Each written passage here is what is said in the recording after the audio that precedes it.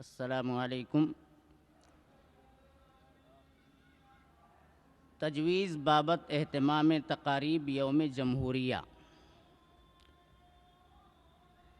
जमीयत उलमा महाराष्ट्र की ये कॉन्फ्रेंस वतन अज़ीज़ के इत्तेहाद व सालिमियत और मुल्क के जमहूरी निज़ाम को बाशिंदगान मुल्क के लिए नेमत गैर मुतरक़्क़बा समझती है और तमाम अहले वतन बिलखुसूस मुसलमानों और दीनी मदारिस के ज़िम्मेदारान, असातिज़ा व तलबा को इस अम्र की जानिब मुतवज्जह करती है कि यौम जमहूरिया की तकारीब ख़ास शान व शौकत के साथ मनाएँ। 26 जनवरी को मदारिस व मकातीब के अहाता में एहतमाम के साथ कौमी झंडा लहराया जाए और इस मुल्क की आज़ादी और इसके जमहूरी निज़ाम को उस्तुवार करने में मुस्लिम दानिश्वरों और जमीयत उलमा हिंद के रहनुमाओं ने जो नाकाबिल फरामोश खिदमात अंजाम दी हैं, इससे नई नस्ल को बाखबर किया जाए। उठ कि अब बज़्म जहाँ का और ही अंदाज़ है, मशरिक़ व मग़रिब में तेरे दौर का आगाज़ है। मैंने ये तजवीज़ पढ़ी और उम्मीद करता हूँ कि आप हज़रात इसकी भरपूर तायीद करेंगे।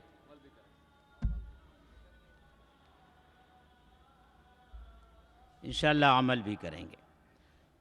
अब इस तजवीज़ की तायीद के लिए मैं मुफ्ती बिलाल अहमद साहब कासमी, जो खार बांद्रा ज़ोन के सदर हैं जमीयत उलमा के, उनसे दरख्वास्त करता हूँ कि वो तशरीफ़ लाएँ और तायीदी कलिमात इरशाद करें।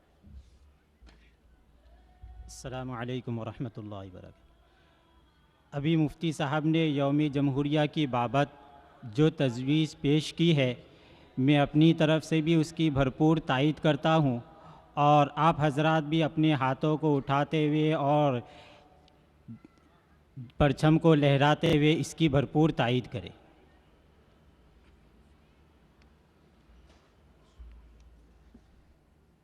इस इलाक़े की एक मोहतरम शख्सियत, बल्कि हम सब की मोहतरम शख्सियत, पूरे बम्बई के लिए मौलाना महबूबुल्लाह साहब कासमी, जो पाइप रोड, कहाँ के इमाम हैं, कौन सी मस्जिद है?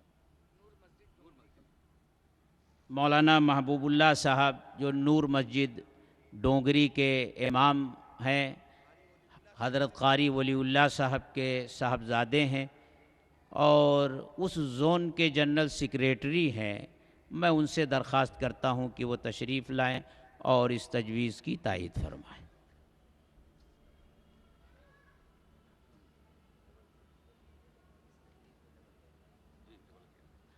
मैं इस तजवीज़ की भरपूर तायीद करता हूँ और आप हजरात से गुजारिश है कि आप हाथ उठाकर इसकी तायीद करें।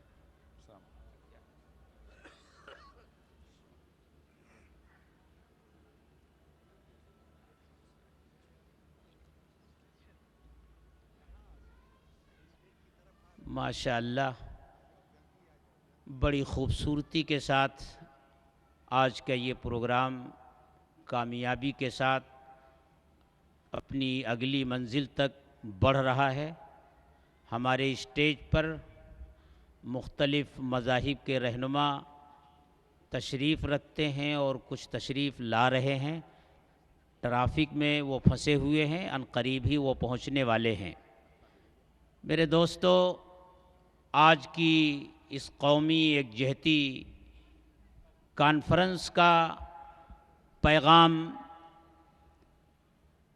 अमन का पैगाम है, प्यार व मोहब्बत का पैगाम है और यही पैगाम इस्लाम का पैगाम है, यही कुरान का पैगाम है, यही सीरत का पैगाम है। हम सब को इस पैगाम को लेकर इस मुल्क में बल्कि पूरी दुनिया में चलना है। ज़्यादा गुफ्तगू का मौका नहीं है। देखिए आज हमारा स्टेज कैसी गंगा जमुनी तहज़ीब का नज़ारा पेश कर रहा है। ऐसे मनाजिर बहुत कम देखने को अब मिलते हैं। एक वक्त वो था, हम सब एक थे, भाई भाई थे, एक दूसरे के दर्द में शरीक थे, लेकिन कुछ नफ़रतों के सौदागर ने हमारे दिलों को बांट दिया, हमारे दरमियान दूरी पैदा कर दी। फासले पैदा कर दिए और इस तरह का माहौल बना दिया कि आज एक मामूली सा वाक़या हमारे दरमियान फसाद का सबब बन जाया करता है। देखिए ये मंज़र, और इस मंज़र को आम कीजिए इस नफ़रतों भरे माहौल में, और पैगाम दीजिए कि हम एक हैं, पैगाम दीजिए कि हम इंसानियत के रखवाले हैं। इस मुल्क में इंसानियत दुश्मनी नहीं चलेगी, नहीं चलेगी, नफ़रत नहीं चलेगी, नहीं चलेगी। नफ़रत मुर्दाबाद, मुर्दाबाद, नफ़रत मुर्दाबाद, नफ़रत मुर्दाबाद, मोहब्बत जिंदाबाद, मोहब्बत जिंदाबाद। हिंदुस्तान, हिंदुस्तान, हिंदुस्तान। मेरे दोस्तों, हमारे मोहतरम दोस्त तशरीफ़ ले आए। मेरी इनकी मुलाकात मलाड के एक जलसे में भी हुई थी और बड़ी अच्छी बातें इन्होंने कही थी। इंशाअल्लाह इनकी प्यारी प्यारी बातें आज आप भी सुनेंगे और लुत्फ़ उठाएंगे। जब दिल में मोहब्बत होती है तो ज़ुबान से भी फूल झड़ते हैं, दिल में कदूरत होती है तो ज़ुबान से भी कांटे ही निकलते हैं। ये मोहब्बतों का फूल लेकर के हमारे दरमियान आए हैं और मोहब्बत का पैगाम देने आए हैं। मैं उनसे वक्त आने पर दरख्वास्त करूँगा, लेकिन उनसे पहले हमारे स्टेज पर सिख धर्म के एक बड़े शख्स तशरीफ़ लाए हैं, श्री सुरजीत सिंह खंगर साहब। काफ़ी देर से वो स्टेज पर रौनक अफरोज़ हैं। अब मैं बड़े अदब और एहतराम के साथ उनसे दरख्वास्त करता हूँ कि आइए और प्यार के प्यासे, मोहब्बत के प्यासे इस मजमे को आप अपने मोहब्बत भरे बोल से माला माल कीजिए।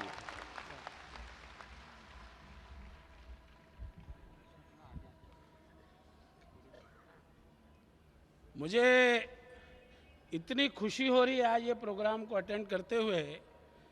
आपने सही वक्त पे बहुत ही अच्छा प्रोग्राम ऑर्गेनाइज किया। सबसे पहले ऑर्गेनाइज़र का मैं मुबारकबाद देता हूं उनको दिल से। और हमको आपने यहाँ बुलाया, मौका दिया। सबसे पहले मेरे भाइयों को सलाम अलैकुम, सत श्री अकाल, जय जिनेंद्र, राम राम। सभी जितने भी हमारे धर्म के लोग हैं, देखिए हमारे गुरु महाराज ने क्या कहा, अव्वल अल्लाह नूर पाए, कुदरत के सब बंदे, एक नूर से जग उपजा, कौन भले कौन मंदे। इसका मतलब है एक नूर से सब हमारे ये उत्पत्ति हुई है। रास्ते अलग अलग हो सकते हैं मानने के, लेकिन हर आदमी को उसी चौरस्ते पे पहुंचाता है जिस तरफ से चारों पांचों तरफ से रास्ते आ रहे हैं। इंसानियत, गुरु महाराज ने क्या कहा कि 68 तीरथ सगल पुन जी दया परवान। उस समय में हिंदुओं के 68 तीरथ हुआ करते थे, जिसमें बद्रीनाथ, केदारनाथ, बाकी की जगहों का यदि हम 68 तीरथ को पूरा करें, जाएं, समय लगेगा, पैसा लगेगा, कष्ट होगा। इसके बावजूद भी इतने तीरथ यदि कर लिए हमने तो उसका जो पुण्य मिलेगा वो एक तराजू में, और आपने किसी इंसान के साथ इंसानियत कर दिया, बराबर है। कितनी बड़ी बात बोले उन्होंने।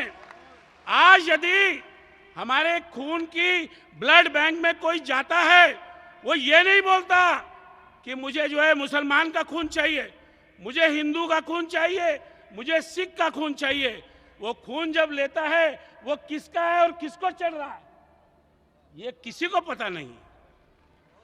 ये हम लोगों ने अपने लोगों को गलत रास्ते पे लगा के और अपनी दुकानदारी चलाने के लिए हिंदू को मुसलमान से लड़ाया, मुसलमान को सिख से लड़ाया, सिख को बाकी कौम से लड़ाया। अरे भाई, इंसानियत सब जानते हैं, और किसी भी धर्म के अंदर ये नहीं लिखा किसी का हक मारो, किसी के साथ गलत करो, किसी को दुख पहुंचाओ, किसी धर्म में नहीं लिखा। बता दे मुझे कोई स्टेज पे बैठे हुए कोई भी आदमी है, कहीं नहीं लिखा। ये तो सिर्फ इस तरह की बातें होती है कि आदमी आदमी का दुश्मन बनाने के लिए ये वोट की राजनीति, बाकी की राजनीति करके हमको लड़ाया जा रहा है। हम तो देखिए, कौन मुसलमान ऐसा है जो कहेगा गलत होना चाहिए? कोई नहीं होता। अभी मेरी तकरीर वहां पे नागपुर में कुरैश बिरादरी का बहुत बड़ा मिला हुआ 7-8 हज़ार लोग थे 18 दिसंबर को, जिसके अंदर में माइनॉरिटी डे पे प्रोग्राम रखा गया था। कोई ऐसी उनकी डिमांड ही नहीं थी, फिर भी हिंदू को बोलते देखो ये कट रहा है, उनको बोलते देखो ये हो रहा है।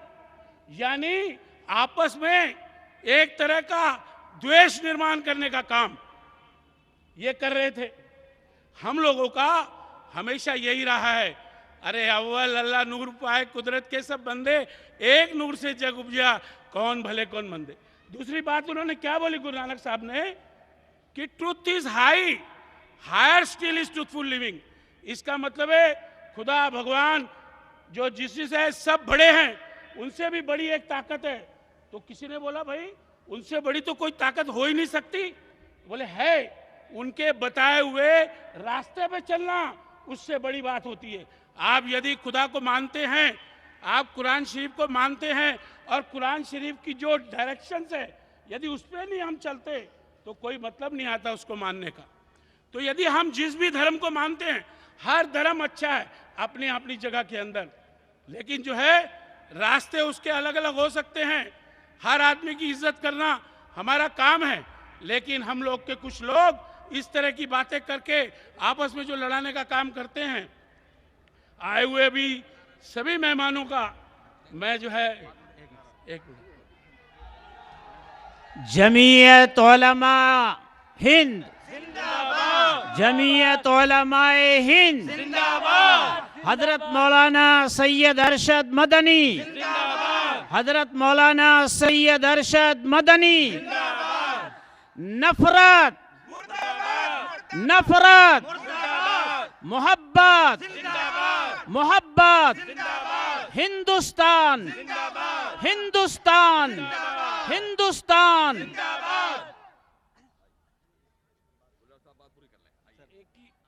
एक ही मिनट के अंदर मैं अपनी बात को पूरी करूंगा। आए हुए हमारे मदनी साहब, हमारे आरिफ नसीम साहब और सारे लोग जो मेहमान आए उनका मैं धन्यवाद करता हूं, मुबारकबाद करता हूं। तो इस तरह से गुरु महाराज ने जो बातें कही, आज हम हमारे मुसलमान भाइयों के लिए यदि अच्छी बात करते हैं, मुसलमान सिख के बारे में अच्छी बात करते हैं या उनको सहयोग देते हैं, इसी तरह क्रिश्चियन के भाई, हमारे हिंदू भाई, बाकी सारे लोग यदि मिल के एक दूसरे की तकलीफ में अपना जो है टाइम लगाएं, अपनी बात करें, तो मुझे लगता है कोई ऐसी तकलीफ नहीं है जो हम लोग दूर नहीं कर सकते। मैं आज आके मुझे बहुत ज़्यादा यहाँ पे खुशी हुई कि आप लोगों ने हम लोग के धर्म के बारे में भी जो अच्छी बातें हैं वो आपको बताने के लिए मुझे यहाँ मौजू किया। मैं आप सबका बहुत बहुत शुक्रिया अदा करते हुए और आपको सत श्री अकाल बोलते हुए और खुदा आपको हर चीज़ से नवाजे ये बोलते हुए अपने शब्द को समाप्त करता हूँ। जय हिंद, जय भारत, खुदा हाफिज।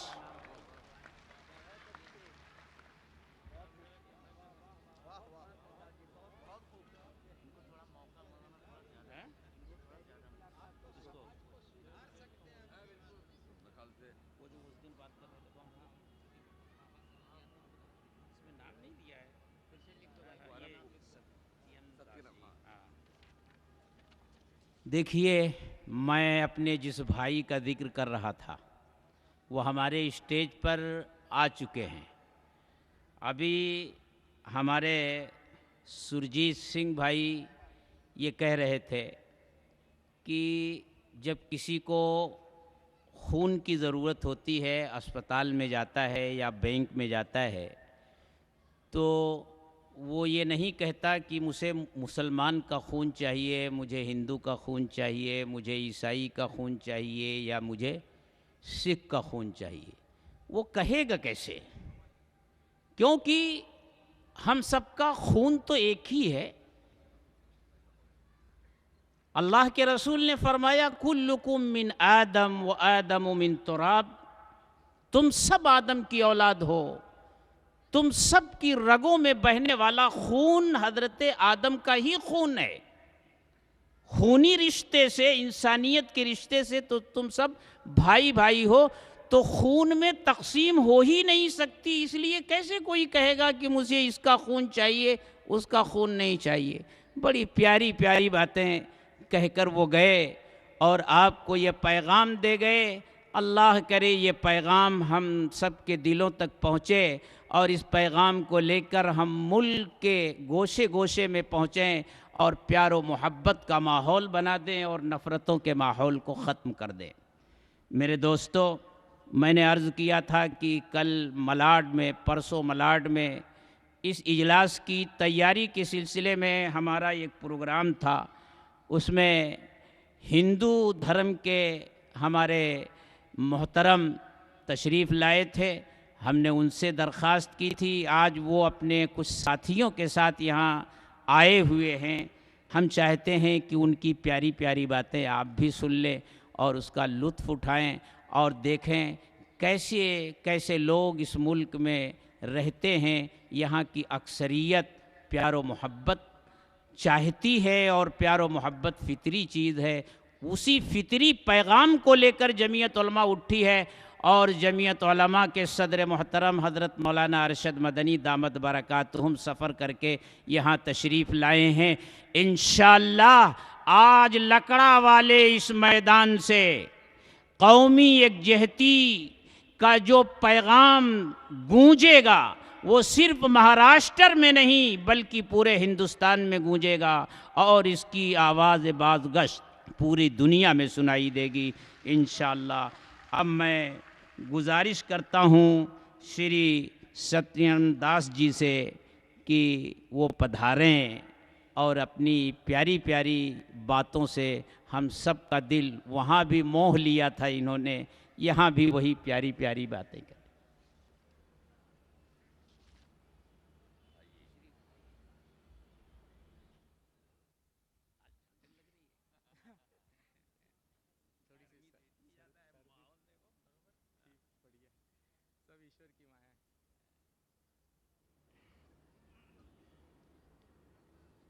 राम के भक्तों को जय सिया राम, अल्लाह के बंदों को अस्सलाम अलैकुम, मेरे सिख बंधुओं को सत श्री अकाल, ईसाई बंधु जो यहाँ पर हैं उन्हें गुड इवनिंग और जो भी हो। आज हम यहाँ इकट्ठा हुए हैं कौमी एकता पर बोलने के लिए। हमें सिर्फ बोलना नहीं है, थोड़ा सा आगे हो जाइए आवाज़। अच्छा, हमें सिर्फ बोलना ही नहीं है,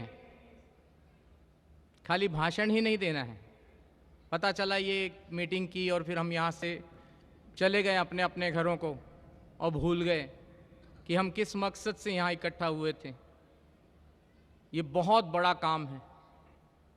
और आज दोपहर में एक प्रेस कॉन्फ्रेंस थी, उसमें मैंने नोट किया कि हमारी से दुगनी उम्र के एक पीर फकीर मौलाना, आदरणीय मौलाना मदनी साहब जी इस उम्र में भी एकता के लिए, कौमी एकता के लिए, अपने देश के लिए इतनी जद्दोजहद कर रहे हैं, तो मैं अपने आप को अपनी नज़रों में शर्मिंदा भी हो गया थोड़ा सा। इतनी बड़ी उम्र में भी वो कौम के लिए और आप लोगों के लिए पूरे विश्व में, पूरे देश में घूम घूम कर जो काम कर रहे हैं, शायद उतनी उम्र तक मैं पहुंच भी ना पाऊं, लेकिन उनका जज्बा देखकर मेरे रोंगटे खड़े हो गए। तो हमारा देश, भारत देश, वैसे तो पूरे विश्व में मशहूर है यूनिटी इन डाइवर्सिटी के लिए, अनेकता में एकता के लिए। हम लोग बोलते हैं कि बेस्ट एग्जाम्पल है, India is the best example for unity in diversity, but do we realise this thing? लेकिन हमें इस चीज़ का एहसास कभी होता ही नहीं। हमारे देश को दुनिया के लोग कहते हैं कि भारत दुनिया की सबसे बड़ी डेमोक्रेसी है, अनेकता में एकता की सबसे बड़ी मिसाल है। लेकिन हम हमारे देश में क्या है? हम हिंदू हैं, मुसलमान हैं, सिख हैं, ईसाई हैं, बंगाली हैं, गुजराती हैं, मारवाड़ी हैं, पंजाबी हैं, लेकिन हिंदुस्तानी नहीं है। हिंदुस्तानी हम तब होते हैं जब हम हमारा देश छोड़कर विदेश जाते हैं। वहां ना कोई बंगाली है, ना कोई गुजराती, ना कोई मराठी, ना कोई पंजाबी मेरी तरह, लेकिन सब वहां पर हिंदुस्तानी हैं। और हमको यह हिंदुस्तानी का जज्बा लाना पड़ेगा। और इस जज्बे के लिए हमारे पास दो हथियार हैं, एक तो इंसानियत और दूसरा प्रेम। धर्म से भी ऊपर उठ के हमें कुछ काम करना पड़ेगा, वरना हम इस धर्म के चक्कर में पड़ के पहली ही सीढ़ी पे खत्म हो जाएंगे।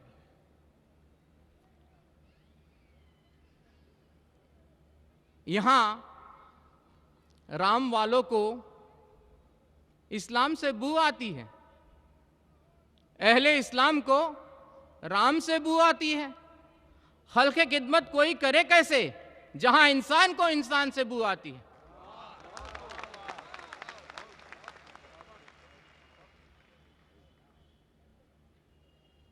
मैं तो उस दिन का इंतजार कर रहा हूं। गालिब का एक शेर है जिसे मैंने तोड़ मरोड़ के, मैं ज्यादा जानकार नहीं हूं, आप लोग तो बहुत ही धन्य और इंटेलेक्चुअल क्राउड हो,